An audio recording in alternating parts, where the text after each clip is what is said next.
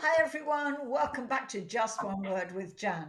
Today I've got the privilege of speaking to someone who is well known or has been well known in the gospel scene, in ministry, and I've known him for a lot of years.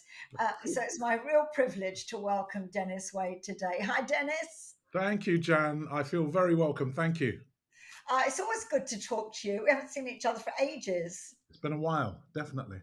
I know time flies, and it's like we shouldn't say that, should we? Really, because time is. But we were just chatting today, actually, and saying, "Gosh, time we don't realize time. Time is linear, and God isn't. So we look at time and think, "Gosh, we're into 2024 already," and it doesn't seem like we've only just got into 2023. It just goes so fast. That's But right. I think the older you go, though, isn't it? The older you are, the quicker it goes. But but during your time, you've done a lot of stuff. I mean, I you have. know, we can't talk about you without going back to your roots, really, can we? So, Yeah. I mean, but obviously your roots go further back than I know. I mean, and a lot of other people will know you as the Wade brothers, and that's how I first knew you um, in the 80s as a gospel singer. So, how did that happen? How did that come about? Wow. Yes, you're right, Jan. I do feel like I've lived a few different lives because the different aspects of my life and the different sort of genres or fields of work that I've had. But I suppose if you're going back, I come from a family of seven brothers and sisters. I've got three older sisters who I adore and love very much, and three younger brothers who I also adore and love very much. And I suppose, yeah, I'm right in the middle of them. So seven of us um, grew up poor. My parents came from the Caribbean, very early, very late 50s, with their three girls, and then I was the first one born here in the UK. So born and bred in the UK, grew up with my three brothers. David was just a year behind me, and then a couple more years, and then Derek, and a couple more years, and then Lloyd. And before you knew it, we were all wrestling in the passage and making lots of noise, waking my dad up from his daytime sleep to go to work in the night. And we had a lot of fun growing up poor, but loving each other and thinking that we had the world. That's brilliant. Did they run out of D's? And from, Your parents, did they run out of D's? I think I think they did by the time they got to Lloyd. Yeah, we got Dennis, David, Derek. They were out of these, and What they are your gave Lloyd sisters? Lloyd. Yeah, What are your my sisters. Well, the oldest is Janet, and then Sonia, and then Rosemary, Okay. and then so those three sisters. But apart from them, my mum, my parents took in a few other kids from time to time, and the odd teenager here and there. So I kind of got a few adopted family members as well through them living with us over periods of time. So yeah, very big, Wow. warm, cuddly family. I was going to say it must have been great, actually. I mean, for the kids, hard work for your parents, but kids having lots of people around them is always wonderful. And you were in the middle, so I guess you were spoiled by your sisters and elevated by your brothers, so you're in a good position, really.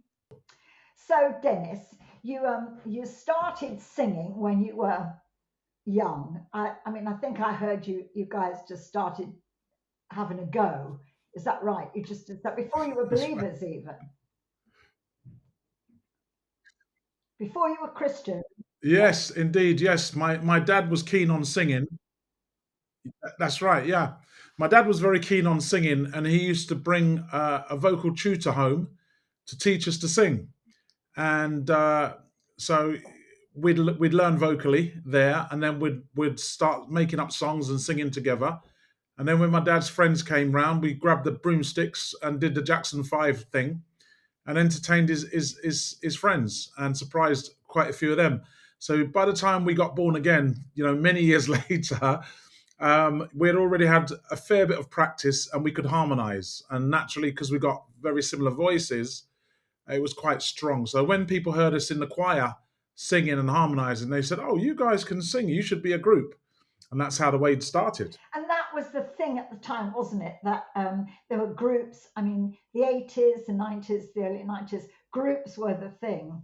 and gospel singing was an American thing, really, wasn't it? Very much kind of American until people like you Yes. guys made it mainstream for Christians here. Yes. So give me some memories of the Wades. Right. Okay. Well, our parents came from Jamaica, so we grew up on Caribbean music as well as American music. Mainly, we grew up on Motown, and then obviously reggae and the different genres within reggae, so, which we always liked. And then, of course, classical music as well, English classical music, not just, or should I say, English popular music. So we listened to Bing Crosby, and we listened to obviously the greats like Nat King Cole and others. So we kind of mixed it a little bit. And when we got to church, we kind of thought, let's mix this up a bit. I mean, we got to familiar with gospel music and Negro spiritual music, but we still had our Motown and sort of mainstream roots. So we kind of like mixed the whole thing all together, and did our own thing. We like to write our own songs. We were writing our own songs long before we were Christians. So we thought, let's write our own songs and let's mix it up a bit and let's entertain people with a variety of music. And I mean, one of my earliest remembrances is after you had started pastoring, and one of your brothers, I know at least, he pastored too, didn't he? Didn't he have a church in Brixton? One of them, Well, the David and myself co-pastored, and the building was actually in right? Camberwell, just behind what was then the county court at Camberwell. So we co-pastored together for about 7 or 8 years, and then Lorna and I moved out and planted the Micah Community Church, and we moved over to Lewisham with that, and so then we ended up with two congregations that were both independent but kind of worked together at times as well, coming from the same roots. But yeah, there were two different congregations eventually. I remember David pastoring. I didn't remember you co-pastored, but I spoke at the church once. So I remember speaking. I believe you did, Jan. Yeah, I believe you yeah. did. So long overdue again. Yeah, Long overdue. yeah. The funny thing is, yeah, absolutely, we'll need to fix that, Jan. The funny thing is that after COVID and the lockdown and lots of conversations, we decided to bring those two congregations back together again. So we brought the two churches back together as one, and Lorna and I went back to the original building in Camberwell, Campbell Green, and that's exactly where we are right now. So the entire family is all in one place, and the two congregations are all in one place, and we're in the original building that we started at. So Wow. it's been great, and that's been 2 years now. It's been a Oh, dream. wow. That's Yeah. awesome. Oh, yeah. I look forward to coming down sometime. Now, Micah, where did my grandson's called Micah, so I love that name, and I think when That's right. That's right. yeah, and so where did the idea of the name Micah for the ministry come from? How did you get Micah? Well, reading through the Bible, I stumbled across the book of Micah and the verses Micah 6:8. What does the Lord require of his people? And then it goes on to say to do justice and mercy and walk humbly with your God. So the interpretation of that is what God wants from us, and all God wants from us is justice, mercy, and humility. And that really impacted me. And I thought, wow, that's so powerful. And then I began to do more studies, and I began to get more convicted that this should be the mode of ministry for us. Another way of putting it, Micah means Christ like in deed and character, or he who is like the Lord. So for us, it really defined who we are, what we wanted to do, and how we wanted to go about ministry. We felt that we wanted to love people. We felt that we wanted to practice humility and servant leadership. Um, and we felt that we wanted to exercise mercy to people around us and the destitute and the people that were down and out. So those three values for us, justice, mercy, humility, really is the cornerstone that we started the church on, and that's still today. That's great. So you and your wife Lorna, you have pastored together, and of course now David is part of that again as well. So tell me about the family. How long have you and Lorna been together, and what children do you have, and so on? Right. Well, Lorna and I first came across each other when we were about 11 years old, and we both went to the same secondary school. And how we became acquainted was that my older sister, Sonia, number two in the pecking order, if you like, she started dating a guy who happened to be Lorna's brother. And then they eventually got married. And then Lorna and I knew each other just as my sister's sister-in-law kind of thing, my brother's brother-in-law, and we got to know each other. But by the time I became born again, sort of at the age of 19, and started going to church regularly, Lorna was in that church, as was most of my family members, my immediate family members, and hers. And we took a liking to each other, and we fell in love, and the rest is history.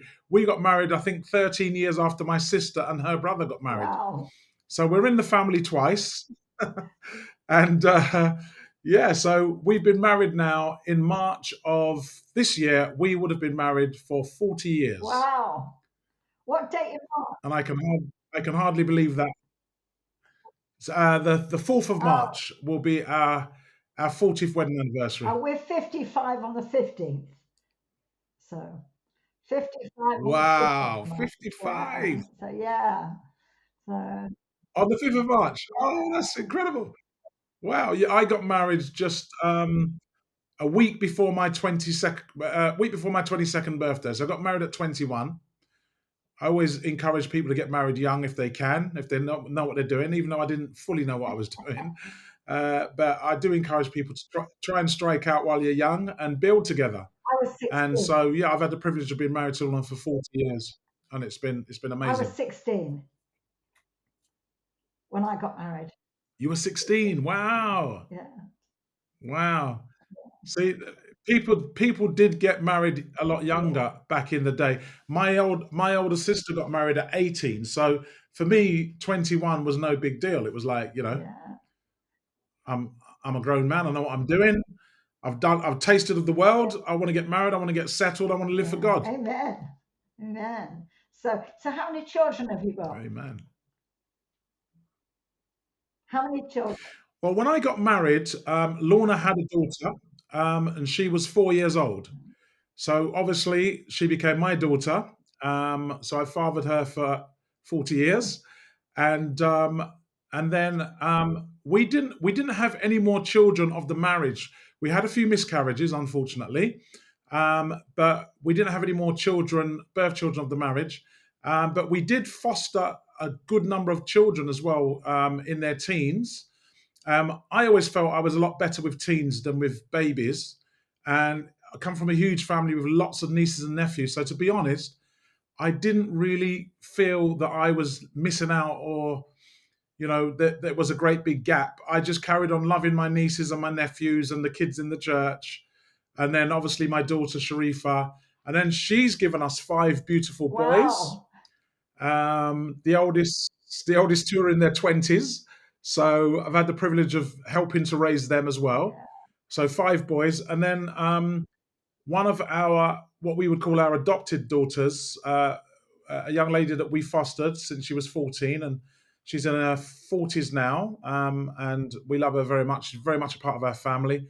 We consider her our own daughter. She's given us a beautiful son as well, our grandson as well. So we've got six grandsons, and then I've got loads of girls from my siblings. So Yeah. we're good. You must have been a godsend to the fostering people, because it's unusual, I think, for people to choose to foster teenagers, because that's the most difficult time, isn't it? A difficult time of their lives. So it's interesting to me that you said you like to have teenagers. That's. Yes, I've got to credit my parents with that. My parents were really good with teenagers. They were great with us, and we always had our house full of people, other families and other kids. My mum used to babysit for other parents, and she used to have kids come and stop at the home while their parents were at work. So we were very much in that mode. It seemed a natural thing for Lorna and I to do, and we loved working with young people, and our church was full of young people as well. Our daughter Sharif was very, very good with young people as well. She was like a great mentor to younger girls, Great. so that made it easier. And yeah, we've thoroughly enjoyed it. And even today, we've got a thriving church with kids and teenagers, and very, very, very, very much enjoyable. So do you think that's because of your background that you now, I think you and Lorna do a lot of teaching on relationships, don't you? You have quite a heavy leaning towards relationships in all kinds of relationships. And do you think that comes out of your background? Definitely, yeah, definitely. I mean, I didn't realize what God was doing and what my parents was doing, but yeah, I think they put us in good stead with relationships. Having to navigate four boys, having to navigate relationships together, that can be tough. Four boys, systematically, just a couple of years in between them, and then having three older sisters, lots of cousins, quite a large family in general, and then all the nieces and nephews that came along, who for me are my kids as well, Yeah. and then the grandkids, which I was very, very hands on with the grandkids, raising the grandkids as well. So yeah, so it was a natural thing for us to do, to teach on relationships, on marriage, on singleness as well, and then obviously all the other relationships, and obviously both having quite a business background as well. We've done a lot around the workplace and careers and stuff as well. So yeah, we've been blessed in that respect. Tell us a bit about that. Actually, let's have a quick break here, and I'm going to play. I found this on YouTube. One of the Wade brothers singing on YouTube. So I'm just going to play that now.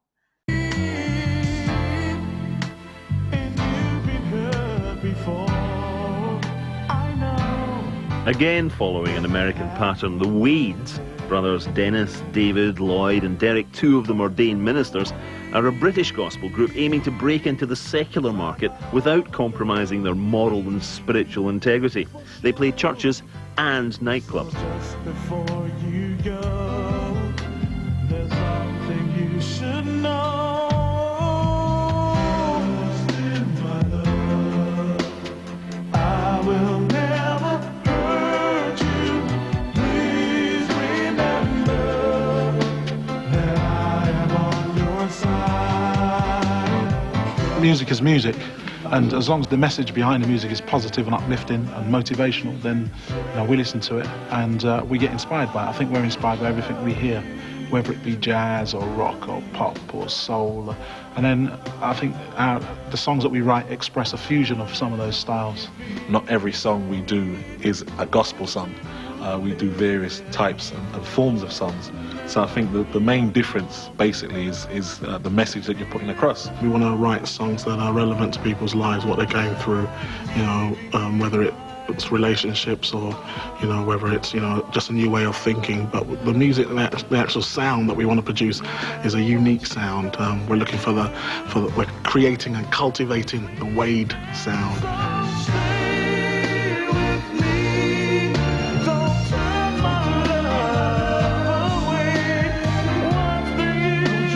Yeah, we want to ensure that our music is inspirational, that it, there's a positive message coming through. And, that positive message of our faith and a positive message of life, basically, whether it be, to encourage young people to focus their lives and live a better life, and create some kind of harmony amongst the different factions there are in society. Thriving scene really in the UK, and it's all focused around the church, but gospel acts nowadays are really getting out in the highways and the byways into the clubs and taking it where it needs to go.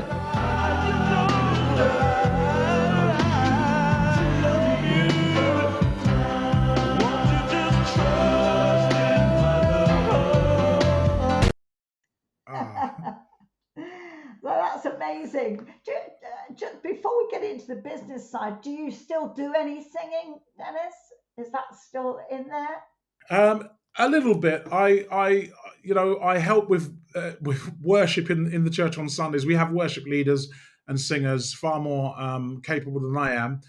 But often at the end of the worship session, when I've got to take the microphone and I've got to take the service over, I end up sort of getting into a bit of singing there, Help and yourself, we take the service for another 5 minutes or so.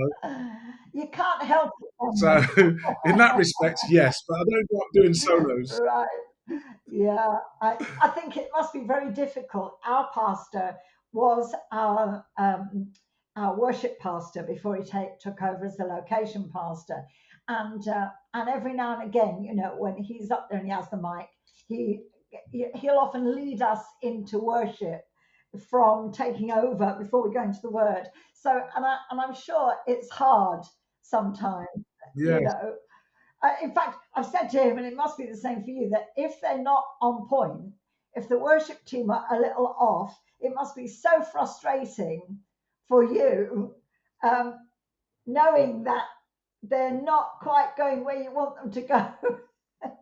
Do you ever get frustrated like that? Well, I hear you, Jan. To be honest, I'm blessed. Our team, we got a brilliant worship leader, Stella, and a team. A couple of my nieces are in the group as well. They do phenomenally well. I'm usually very pleased with what they do. But yeah, because I'm a musician or a singer at heart, on the end of worship, I always say to them, try and land the song. And if they don't land the song, and I jump in, I take the steering wheel and I do another couple of loops, Yeah, I can imagine. So, talk to me a little bit about the business side, because I've known you as a businessman. So, how is that? What have you done, and how has that run alongside ministry? Because you and Lorna have both been involved in both. So, talk to me a bit about that. Yeah, well, my parents were big entrepreneurs. My dad was a baker and a businessman. So he owned his own bakeries. He worked for other people in the beginning, but then he began to own his own bakeries in partnership with others. And he was one of the first Caribbean bakers in this country, Wow. making Caribbean confectionery. So bread, bun, cupcakes, all sorts of stuff. Exotic bread designed in the shape of a swan or designed in the shape of a duck, and all sorts of delicacies.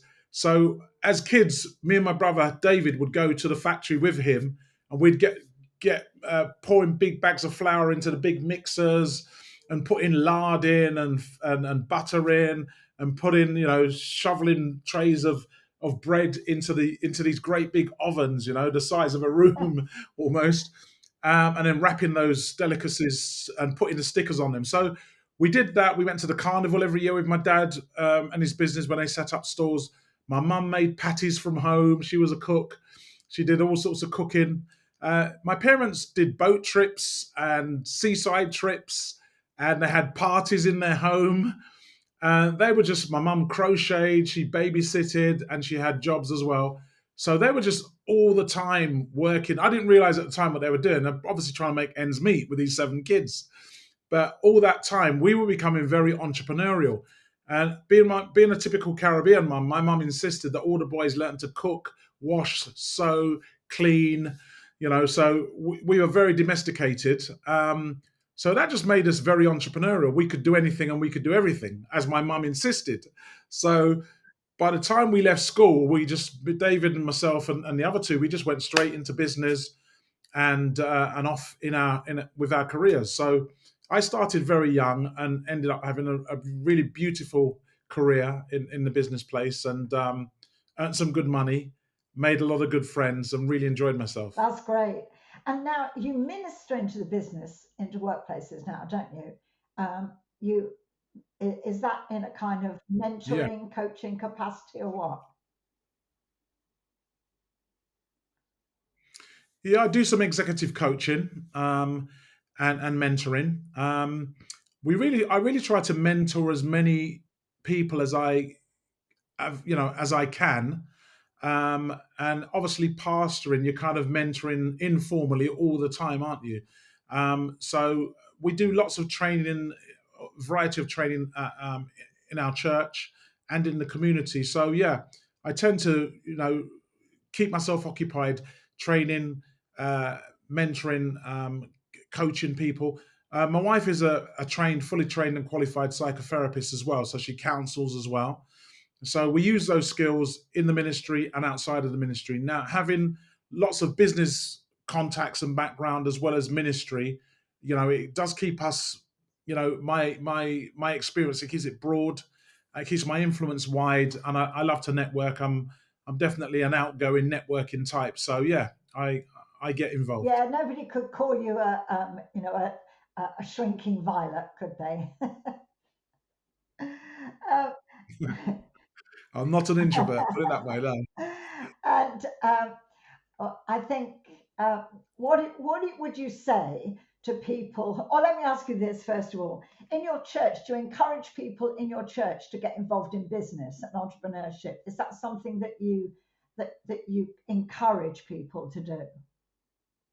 Absolutely. Absolutely. I always say to people, look, ancient cultures, people traded.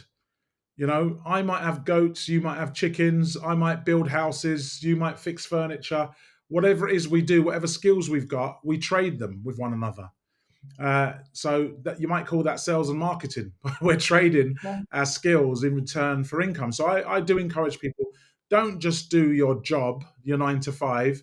Find, what's your favorite hobbies, what are your favorite pastimes. See if you can build a business out of that as well and have 2 or 3 income streams, maybe get involved in a little investment, but be very careful what you're invested in and make sure it's very safe. But don't just rely on a job, because jobs don't last. You've got to keep reinventing yourself. You're going to end up in a different career than the one you're in now. So, but if you develop a little business or two, then you can have those for a long time. They can help you with the extra income that we all need these days. I mean, so many people still today have this poverty mentality, the idea that as Christians, we shouldn't be seeking after money, so to speak. And I think they've got a wrong perception of what money is and what it is in our hands. Would you agree with that? Yeah, I think that's a big misconception. We all need to add value to the world. We all need to contribute to society and community.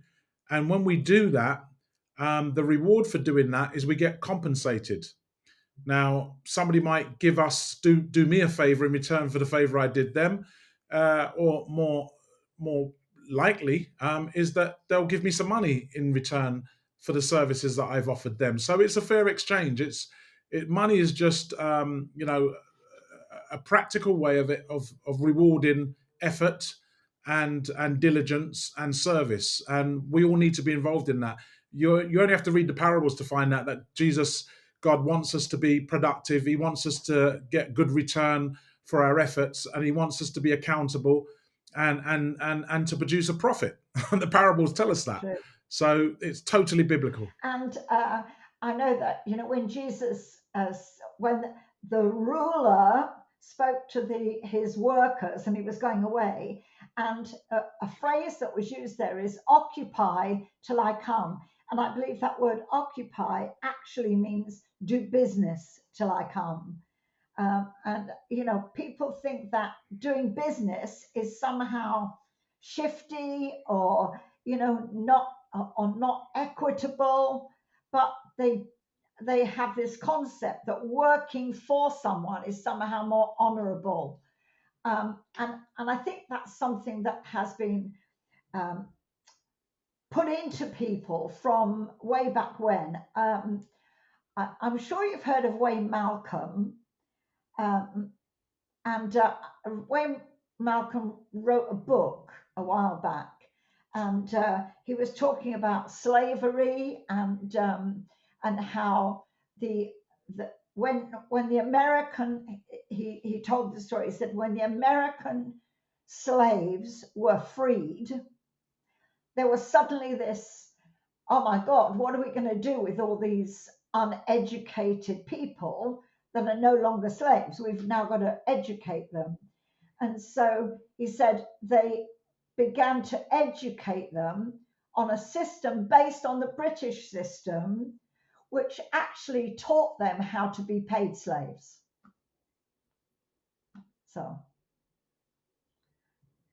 Yeah, yeah, just, you know, yeah, yeah. I've heard a bit about that too as well. Yeah, absolutely right. Absolutely right. We do need to have or try and maintain a certain level of independence. We don't want to be totally dependent on an employer or an institution or an establishment. If I always say to people, look, if you can do here, well, why not start doing a few hours per week as a business doing here? If you can bake cakes or puddings, why not make a cake or a pudding and sell it? yeah, Whatever you do, whatever your gifting is, if you can arrange flowers, surely there's potentially a business there. that is so good, and such a wise way of looking at things. And I do believe that everyone can get an additional income stream, but it's a mindset, isn't it? I think it's definitely a mindset, because some people are like, I don't have time to do anything. I'm working, so I don't have time to do anything else. And yet, to maybe carve an hour extra out of their day to do something to earn for themselves could make a massive difference to their lives. I think people get used to it. Absolutely. People get used to poverty, though. They get used to having nothing. Yes, yeah, or just yes, yes. That can be a trap that people find themselves in, and get used to the idea that the employer is always going to provide you with work. But of course, we know by now that that's not the case. And you don't want to wait until the employer lays you off and then to find that you've got to start from scratch then, when you could have been doing something in the background that perhaps you could build up later on and become independent from the employer. Definitely. And there are so many opportunities out there today. You were talking about investments and how you've got to be careful about investments, different investments. And I can put up my hand and say I have made my mistakes in that area. Lost lots of money in different investments, but you know what? Just because something doesn't work, or you may have had a business that didn't work, just because it doesn't work once doesn't mean that the next one's not going to work. It's like we get up and go again, right? Our focus now. Our focus now is sort of coming out of lockdown and a couple of years later now, and the merger of the two congregations, which is we spent a lot of time on over the last 2 years. Now we're kind of asserting ourselves to get out and about. So our focus for this year is to fulfill the kingdom mission of going out and preaching the gospel and making disciples and spreading the word into the local community, as well as to our friends and our family. So we're training our people and we're shaping ourselves and organizing ourselves to get out with a variety of events and ministries to reach people outside the four walls of the church. We're no longer content to be talking about building the kingdom. We want to go out there and actually do it. So that's our big focus for this year in terms of the ministry. Lorna and I have always been property investors, and we've always had a small portfolio of property, and that's something that we're going to continue to build and work with. And we've always had a big background with network marketing, usually with health products that we really like, health products that we feel really have helped us. We haven't done so much of that recently, although we really pay attention to our own health, and we take supplements and vitamins and things like that. So if we find any other good businesses like that coming along, we might get involved. But mostly it's ministry and training leaders, and then our property stuff is just in the background, just ticking over. Which is great. I mean, one of the negatives, I think, in times past has been that ministers have believed that they should receive from the gospel, and that's it. They go to work for the church pays them a salary, and then when they finished with the church or they retire or whatever, there's nothing. I've never believed that that was the right thing to do. I've always believed that ministers should be looking outside of the church for their income. Great if the church can afford to bless you in some way, but that you shouldn't be dependent on the church. And so hearing about you guys, that you've always had this entrepreneurial side of you, and so the ministry is not your bread and butter, so to speak. That's brilliant. I would say that that's a great example, an example to your congregation, an example to other ministers.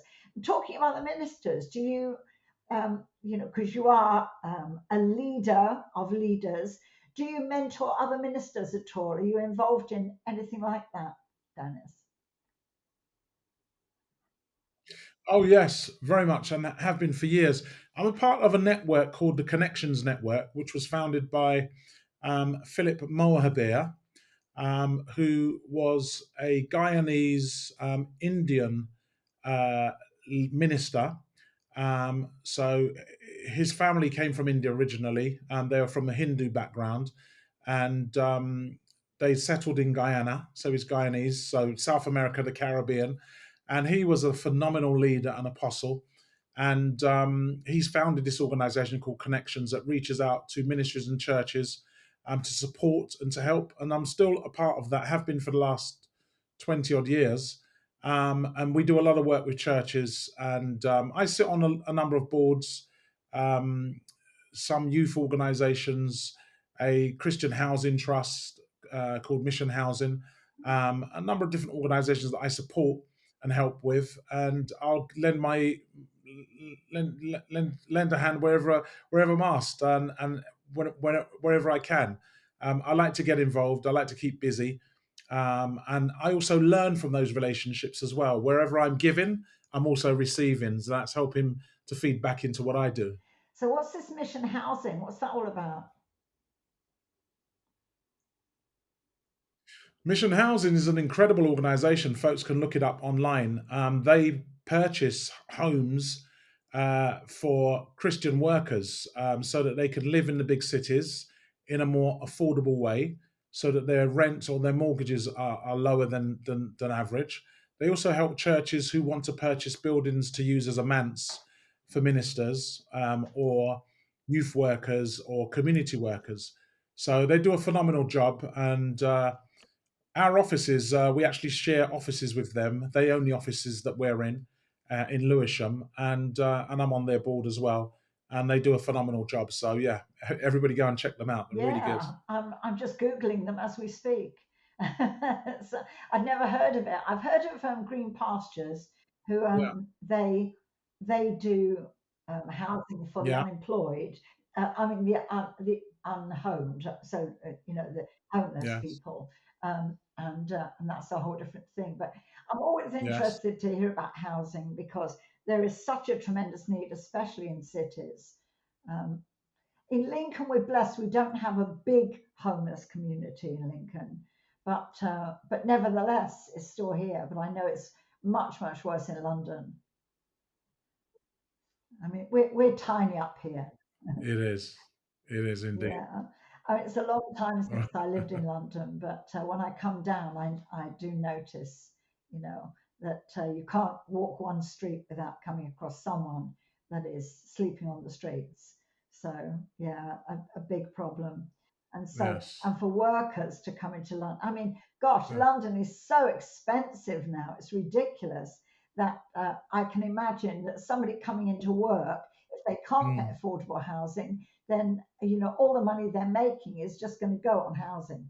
So sounds like a brilliant mission. So yeah, absolutely. Yeah. I knew that Mm, that Lorna was a psychotherapist, and I recently had a psychotherapist on my live program. One of our pastors, actually, two of our pastors are psychotherapists, and so I'm always very interested in that mm, side of things because I'm very always interested in how the brain works. Because God was so smart, uh, the word just fits right in if people get it, if they understand it, just fits right in with the way the brain works, and it, so God's pretty clever. I'm going to play some more of your music before we finish because, Yeah. yeah, I think that's great.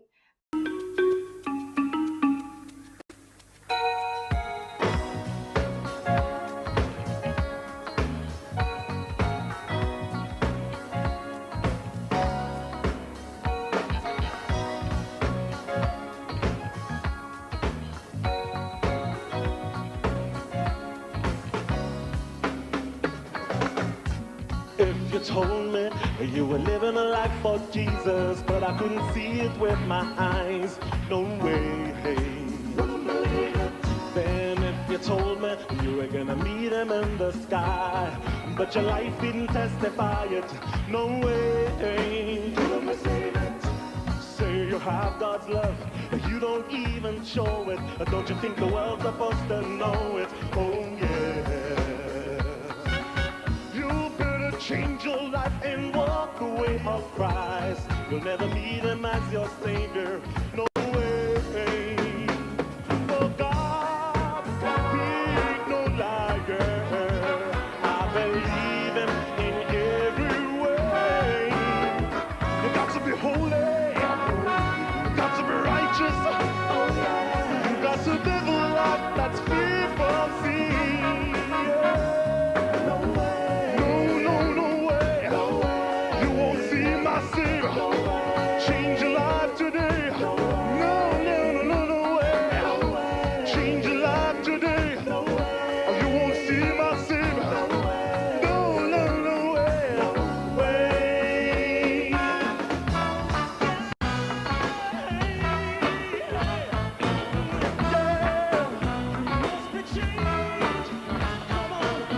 You've got to walk right, Christ is in your life. You've got to talk right, Christ is in your life. You've got to see right, Christ is in your life. You've got to be right, Christ is in your life.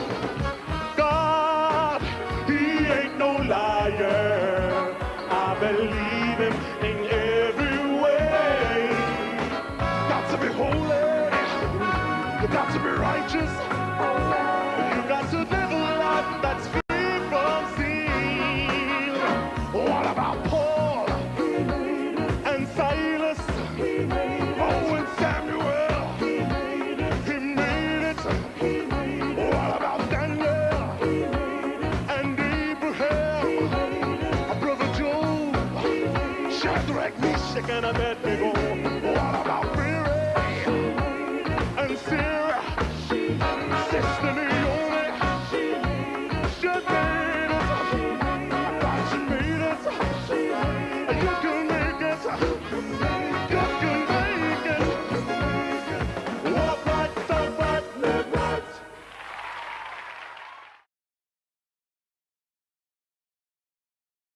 But so we've got this year outreach for the church, kingdom building. What are some of the things that you're doing? Well, we have a green right near the church, Camberwell Green, which is perfect. It's just literally 5 minutes walk. So we intend to occupy that green most of the summer. The council put things on, and they have caterers over there, music over there, entertainment over there. So we intend to get over there and hire our pitch and do our thing. But also, it's very densely populated around there, the shops, the markets, and so on. So we'll be able to do a lot of things on the street, as well as maybe a prayer tent on the green. The building is given to use as a theatre, so we can do concerts and movie nights and outreaches, and we want to do barbecues and stuff in the blocks, in the courtyard of the flats around us. So we got lots of ideas of ways to get really active out That's there. great. There's nothing like getting into the community and demystifying church, Absolutely. because We're normal. yeah, exactly. And that's the thing, letting people realize you are normal. I think, churches, we've gone beyond where we can expect people to come in, although they do, but I think we've Yeah. got to go out. If we're going to do anything, Yeah. it's got to be outside. So, but business wise, what's in the bag. I know you're always open to an opportunity, Denis. Yeah, I am always open. I always listen, Jan. If somebody rings me up and says, "Oh, I'm doing this, yeah, I'm doing that," have you heard about this? I'm all ears. I want to know yeah, about it because I'm always learning by listening. And whilst 80% of them may not be for me, but I listen, yeah. I hear. That's the only way to know. If you prejudge something, you just don't know what's going to happen, whether it's going to work or not work or whatever.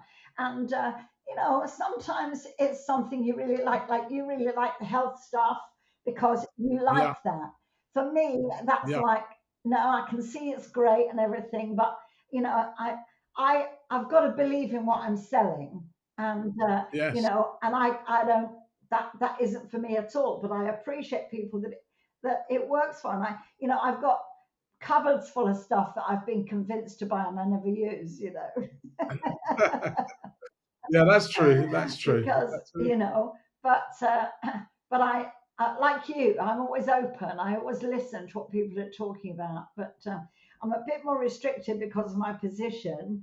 But I still Yes, like to listen. I like to hear what people are talking about because I'm always I like my holidays, so yeah. yes. So I'm always up for anything that's going to make a bit of extra money. I'm always up for, and yeah. So I've got things that should make money, but they're not making money. But hey, God knows, and I love doing. I love what God's doing in my life. I'm going out. When I go to Mauritius, I'm going to be preaching. So, well, by the time this is shown, I'll have been to Mauritius. So, Wow. yeah. So I'm excited about what God's doing this year. I'm excited to get out and preach more. God's not finished with me yet. And so, Amazing, yeah. Do Jan. you go out? Jan, I just want to say you're such an inspiration. As I've known you all these years, and you have always been this upbeat, positive, enthusiastic woman who loves God. I've always admired you, and you're great, Jan. I was looking at your message today when you mentioned Mauritius, and I said, I should get Jan to be my holiday mentor. I bet you could tell me exactly where to go and when Well, to I go. have, I've got my YouTube channel, The Cruise Queen, and it's amazing how many people they always come to us about cruising. Well, I'm thinking of doing a cruise. What would you recommend? And Alan loves it. I mean, Alan just gets online and searches cruises, but he says, in fact, one day Alan said to me, he said, do you fancy going wherever it was? And I'm like, when? He said, the day. I said, Alan, we're already on a cruise at that. Oh, are we? Okay. So he's booking cruises while that overlap with other cruises. I think one of the things we'd love to be able to do at some point is to go a week away, come back for 3 weeks, go a week away, come back for 3 weeks, and so on. I mean, I would love to just be away for 3 and come back for 1, but Jan, you are definitely a great example for that. I think you are definitely loving life and living life, yeah. and I think that's exactly what we should be doing, as you said earlier, enjoying the journey. Yeah, and I think that's what you and Lorna are doing. I mean, I hadn't realised how many foster children that you'd had, but what a great example! Because there's such a need for fostering among believers. Yeah, There's such a big need. there is indeed, and kids, when you take a child into your home and that child becomes part of your family, and you begin to influence that child in a positive way, it is so rewarding, Yeah. so rewarding. We have a couple of families in our church that foster all the time, and they say the same thing. They tend to have small children or babies, which it's got its own challenges. But I do admire you guys for taking teenagers because that's the toughest years. And but obviously your family stood you in good stead for that. I'm sure Yeah, that there are people that are out there that were influenced tremendously by being part of your home. And I mean, I've been in your home, so I know the positive vibe that is in that home and with you guys. And so to be able to say, look at these kids, look how they've grown up, look what positive adults they've become because of that. What great inspiration to people. So you say about me being an inspiration, you're an inspiration to me because you've been faithful to pastor, you've got all the different what would I say, different um, like Doctor Who, different lives, come to the end and you're It's a good analogy, yeah. Doctor Who, and so and you're still going, you've still got an open mind, open heart, and a great relationship. 40 years married these days, that's nothing to sniff at, you know. yeah. Gosh, some people don't make 40 days, let alone 40 years. I do say you get less for murder, but Lorna and I do have a lot of fun around that subject because we're very, very different. We're definitely opposites attract, and we're opposite. I'm extrovert, she's introvert. We like and enjoy different things, but we've rubbed off on each other over the years. But we do have a lot of banter and a lot of fun with it, and I think that's one of the things that keeps us young and keeps us happy as well. That we can laugh at each other and laugh at ourselves. Yeah, absolutely. You've got to have humor. I mean, gosh, living with someone like we're similar, but I'm the extrovert and he's the introvert. I'm the one that likes to get, and I'm spontaneous. He's not very Yes, spontaneous. Um, yes, he likes to plan things. Now, I like to plan things, but if yeah, I've got a plan and someone says, "Oh, do you fancy doing this now?" And I look and I think, yeah, why not? Then I'm gone, I'm done it. But he's like, well, I don't know. We ought to think about this. Let's just consider it for a week before we do anything. yeah. Yeah, so very different. But I think God brings us together. He brought you two together, Right, brought us two together. It works. When God's that's in it, right. it works. So It's the diversity that makes the relationship. One of the big humorous things we have is I say I'll go to West End and I see all these people, swarms and swarms of people, and I'm like, people, yeah, and I suck all their energy into me, and I get really enthusiastic. And Orla's like, people, oh no, too many people. She just wants a select yeah, few around the table yeah. type thing, So Yeah, well, it's I interesting. must admit, I like people. I like to be around people. I like parties, and it's not at all that way. And funnily enough, my son's not either. My son is very like me in a lot of ways. I mean, the entrepreneurial side, the extrovert side. But when it comes to things like, um, he's a homebody. He likes to stay Right, home, watch movies at home. He'd much rather have an evening at home with the family than to go out. Always. Yeah, right, he likes to go out to eat with the family. He loves to go yeah, out and eat. Loves to eat. But yeah. he's not. If you say let's go to a party, Isabel and I will go, and him and Alan will stay home. It's really strange. Funny how people differ, isn't Yeah, it? but Funny how God, people differ. God made each of us, and there's not a right or wrong, is there? That's the wonderful No, thing. And so, absolutely. yeah, Dennis, it's been so good to talk to you and to hear about what God's doing in Micah Ministries, Micah Community Church, and I look forward to getting an invite. But Definitely, Jan. We'll make that a yeah, definite. that'd be great. Love to. Absolutely. Gosh, I think it's about 30 odd years since I was last there. Um, so yeah, that would Wow. be awesome. But yeah, it's been so good to talk to you. I so admire the way that you handle yourself, you handle your business, you handle your ministry, and I always admire you. You have many people that follow after you, that hold you in high esteem. And so, you say the name DenisWade, and it's not immediately, oh, the Wade brothers. It's Denis Wade, the man of God, the man of integrity, the man who has a mind for business and to lift people up and inspire them to move on. And that's the Denis Wade that we see today. So thank you so much. I really appreciate it. I'll let you have a copy of the edited version before Oh, we go lovely. live. Thank you, And Jan. yeah, you'll be able to do what you like with it. Uh, Thank so you. God bless you, Thank you. Dennis. Thank you so much. Thank you, my sister. Bye. Bless you. Give my love to I Alan. will, and to Lorna. And Will do. guys, thank you for joining us today. I really appreciate it. And we'll see you on the next one. So God bless. Bye.